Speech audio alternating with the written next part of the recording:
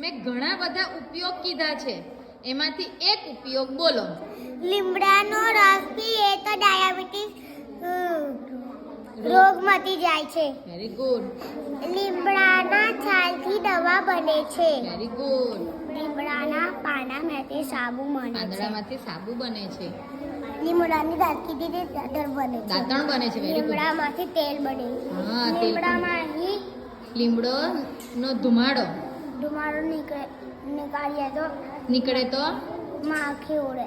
મચ્છર ઉડે. ઉડી જાય છે. બરાબર. લીમડામાંથી મધ પીએ તો તાવ મટી જાય હા, છે. લીમડાનો મોર પીએ તો તાવ મટી જાય.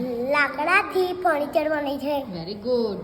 લીમડાના રસથી હે ને નવી છે તો હે ને હા, ચામડી નવી મટી જાય તો છે. ચામડીનો રોગ મટી જાય છે. લીમડાનો રસ પીએ ને તાવ મટી જાય. તાવ મટી જાય.